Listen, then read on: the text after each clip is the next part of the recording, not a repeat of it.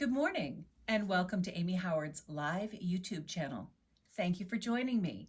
I'm Linda from ReMade With Love, and it's my passion to transform old and vintage furniture as well as home decor into something usable for your life today.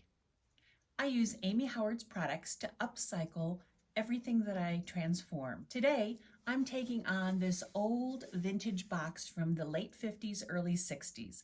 It's one of a set of 4 canisters, all wooden, and they've got great detailing on them. However, it's beyond repair. It had mold inside. I had to get rid of that, abate that. It has a lot of damage to it, so there's no going back and keeping it the way it was in its vintage look. So let's bring it forward into my life today, and I want to take you on that journey with me using just a few of Amy Howard's products. When thinking about what I'd like to do and how I'd like to transform this box, I have to think about its purpose. And so I am at my daughter's home, and she lives in an 1800s farmhouse. It's wonderful, it's old, and she's updated it as she can, but it still has those plaster walls and the creamy white and the blue colors, and has to keep things fairly simple. There's only so much that she can do to remodel. But I thought this piece would be perfect for her, this small box. So in what purpose would it serve? Well, she has a lot of plants around her home. She's got huge windows and they grow like crazy. So this could be a planter box for one of her pieces, the Swedish ivy, let's say, that she has growing just in a glass jar right now. It's rooted there. Let's get it into something that's a little more fashionable and authentic, because I'll use the same colors that she has in her home. Or I'm a new grandma. She's just got a brand new baby, and he has a lot of teethers or small animals. And so this would also be a great organizing box to place in his room near the changing table once it's been completely transformed. So while I'm updating this box with you today, be sure to tag 3 friends in the comments, and then also share this video at the end, and you'll be in the drawing to win the stencil that I'm going to be using to transform this box with. The stencil is called, but first, Flowers. So let's get started. For this project, I'll be using that vintage box that I found at a thrift store. It's got great dovetail joinery. This is really well made, and it's all wood. It used to be used for a canister to hold flour or coffee, things like that. You can see the old rooster detailing that was painted on the front, but has since worn off.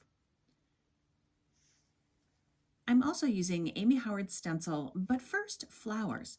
This has a great repeating pattern, which is what you'll be eligible to win if you tag 3 friends in this video's comments and then share the video. I'll be laying down 2 paints for the base coat in a mix of this darker blue on the left, which is a medium blue in the vintage Affliction, along with just a tiny bit of Summer Regatta. Summer Regatta is a light gray blue, and I just wanted to make this a little lighter, not so dark. And then for the stencil, I'll be using Aviary. So I'm going to use these 3 one-step paints to cover the back and to put the stencil on. After that, I'm going to be using Amy Howard's light wax and her dark wax, and then also Dust of Ages to give it a little sheen and an aged look. So then I'll be needing other things like a 4/0 steel wool for the Dust of Ages, chippy brushes for the waxes, Amy's angled nylon brush for the base coat of one step. Of course, I'll be using a squeegee for the stencil. But first, before anything, what am I going to use? Always Amy Howard's Clean Slate to make sure all of the grease, grime, and dirt from all those years gets removed from the wood surface, and I can lay my paint down without worrying that it will lift or chip off because of a layer of dirt between the box and the paint. And I'm going to do some light sanding, so I'll use a soft block and some sandpaper to remove the rest of the rooster. and to knock down some edges to make an even layer for a surface and get it prepared for the paint. Now, one-step paint does not require sanding to adhere or to seal at the end, but I'm strictly sanding to remove imperfections before I paint.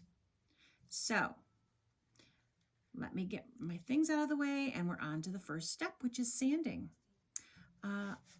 I'm going to wrap my sandpaper around the block, and I ended up using a little bit heavier sandpaper. This is a 60 because I wanted to knock all of that paint off and to get as flat of a surface as I could.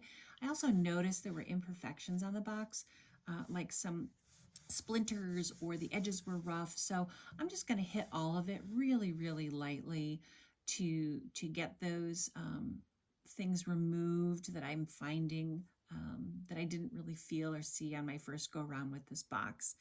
So I'll hit all these edges and basically the flat surfaces as well, just to make sure we're good to go.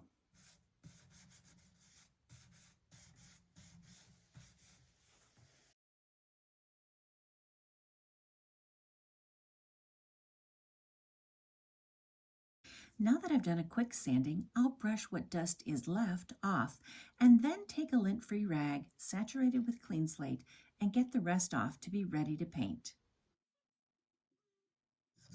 Now, if you've never used Clean Slate or any of Amy Howard's products, they're very simple and friendly to use. They don't have,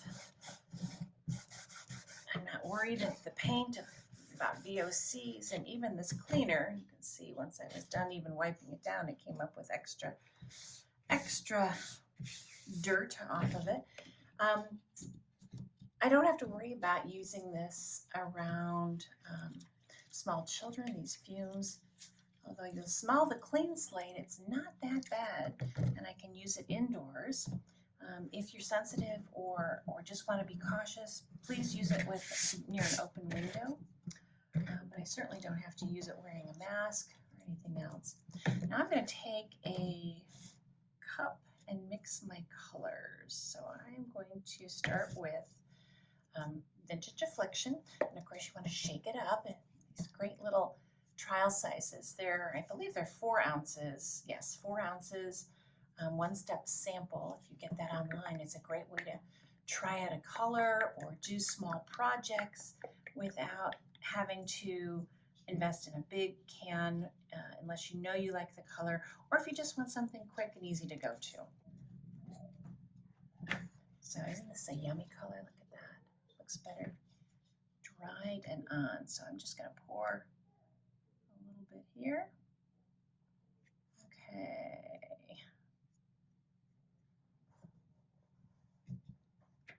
And then I'll add a little bit of my Summer Regatta. And once again, shake that up to mix up the paint. I love this color. I used it on a mirror. It's a very light, sweet blue. Just put in a little bit of this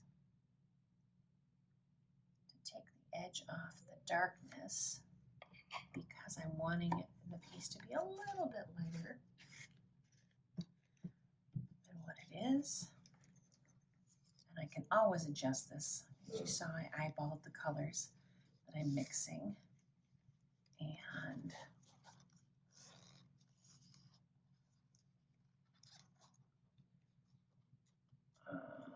this paint goes a long way, but I think I will actually need a little more.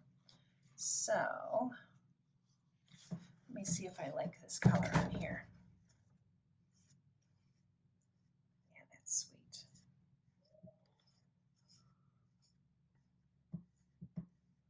You can see how easily this goes on. This is like butter. Okay, before I get too carried away, I will go ahead and mix up some more. So hang tight with me here. I'm just having fun painting.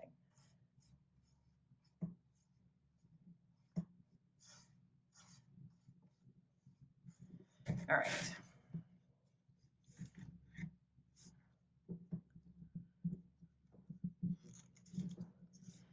A little more of this in. Where is my pour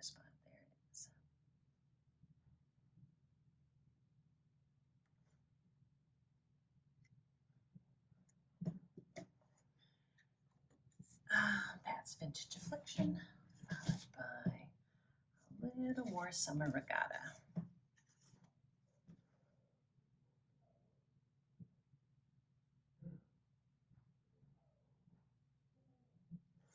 might have gotten a little carried away with that. I just love Summer Regatta. So I will probably repaint this.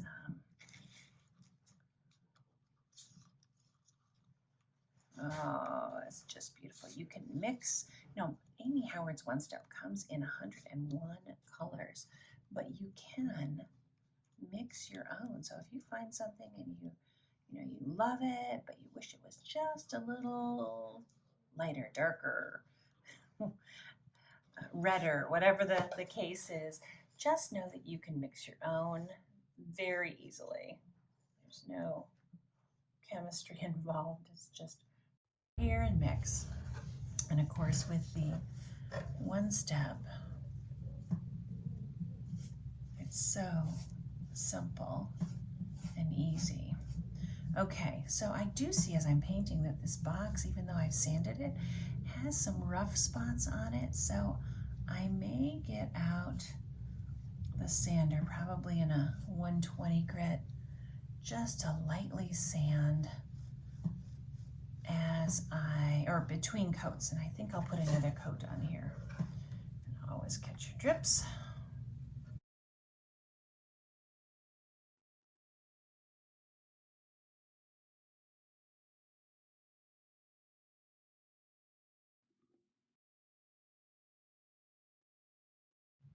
So even though I'm using an angled brush, there are several ways you can paint this. You could paint this with a high density foam roller or a brush. There are times that I prefer high density foam rollers because they give a beautiful smooth finish. And there are times that I need to reach corners or cut in, and I use the paintbrush. So sometimes I even start with the paintbrush and I finish with the high density foam roller. So it's really whatever you are most comfortable with. Amy Howard's One Step is self-leveling, so I'm not worried too much about these. And I know I'm going to be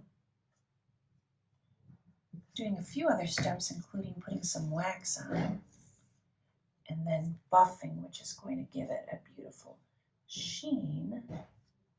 And I won't be seeing any possible leftover brush marks.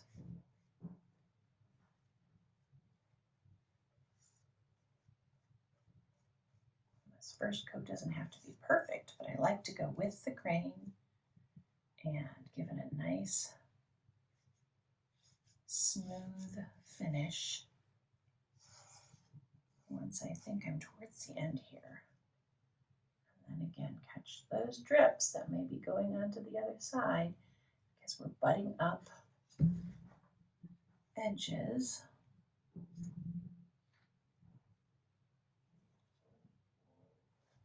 Okay, that looks good. Blend it there, and I am going to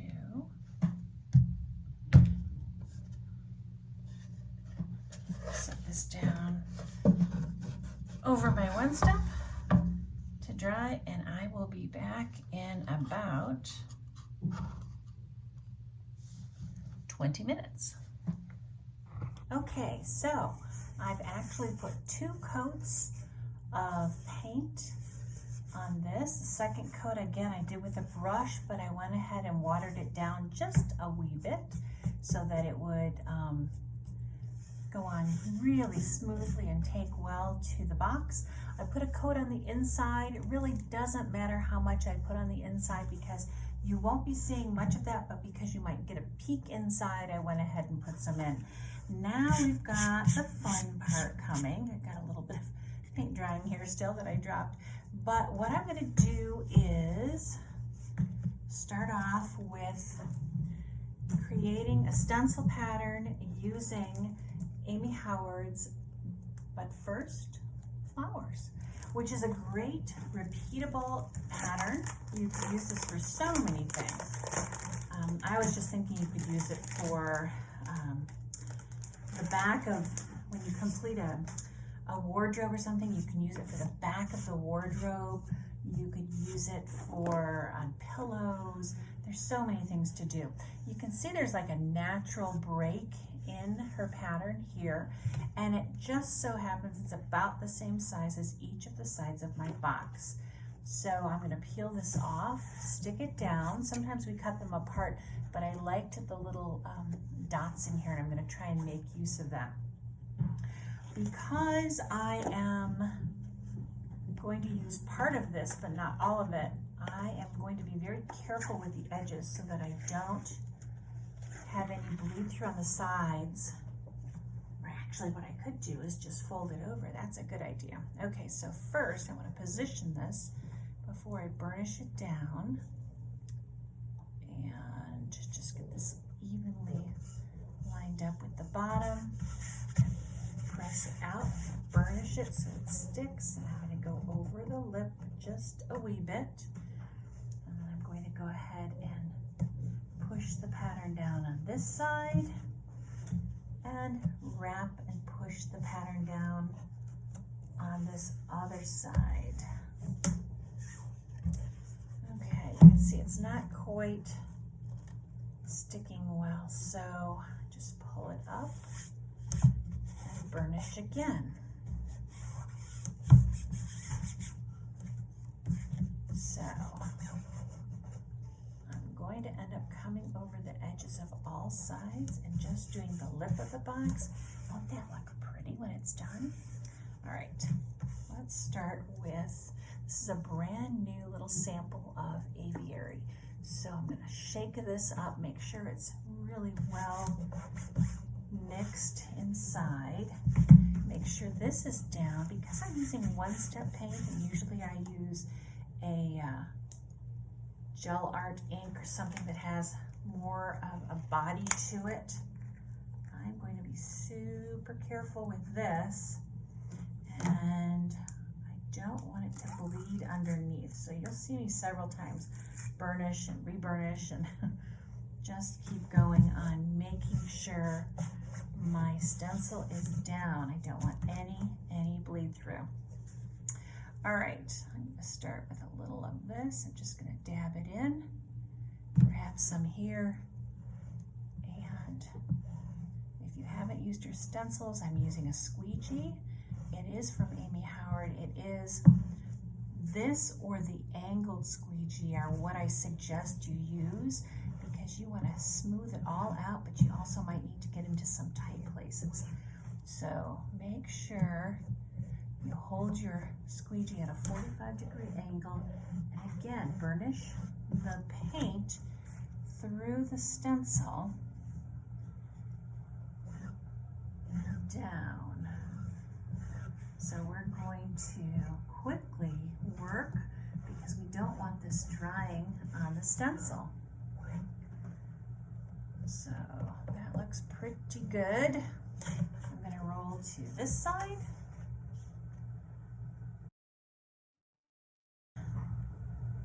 And I'll roll to the other side. Okay, this is perfect. Except I do see just a wee bit there. I'm going to have to back off of doing the side like that. Okay, and you know what? You can't mess up. If I do mess up, I'm going to repaint. Just take an artist brush and dab a little paint here and there, and it will work out.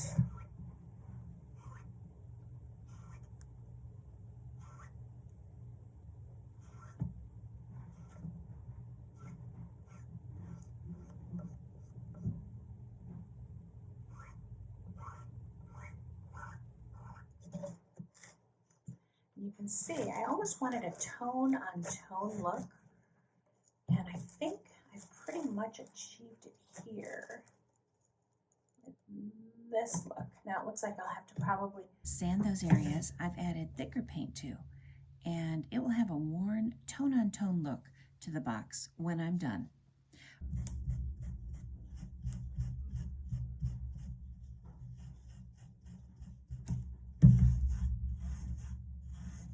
Next, take a chippy or natural bristled brush and remove what you've sanded.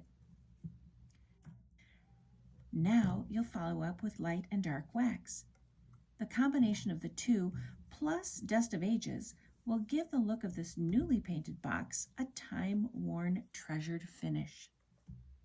Apply light wax to a chippy brush in a circular motion, and then offload some of it by rubbing it around and around on some cardboard or craft paper. Apply a thin, even coat in butterfly-like kisses to strategic areas of the box. Think, where does time and handling usually leave its mark on furniture? Probably the corners or edges and a few strategic areas where many hands over the years have touched it, and the surface eventually darkens.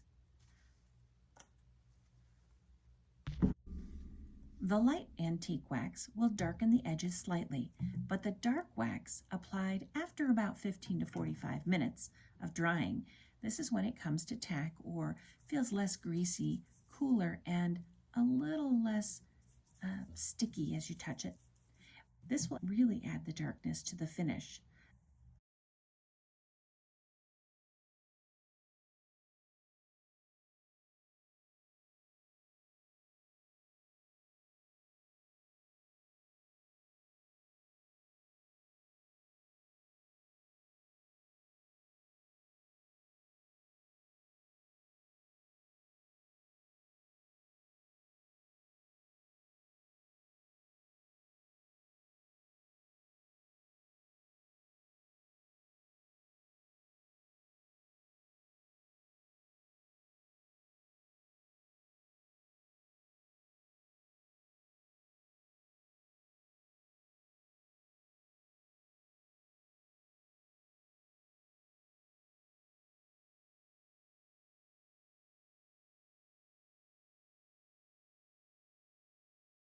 Now this is looking like an authentic aged finish.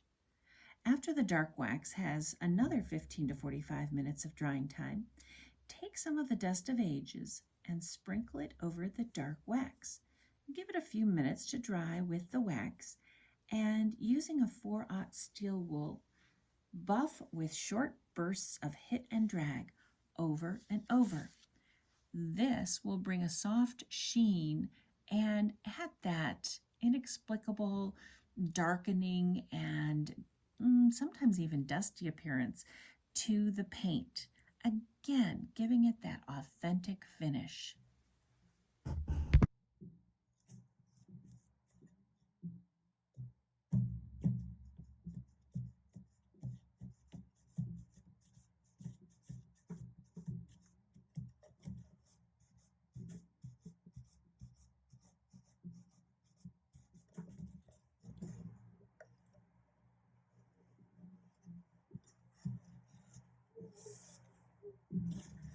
So what do you think of this transformed box? Isn't it cute? I hope you've tagged 3 friends and shared the video for your chance to win the stencil. But first, flowers. Please join me again next time for another tutorial on how to upscale, change, and recycle the furniture or decor in your home. I'm Linda from ReMade With Love, and until next time, bye-bye.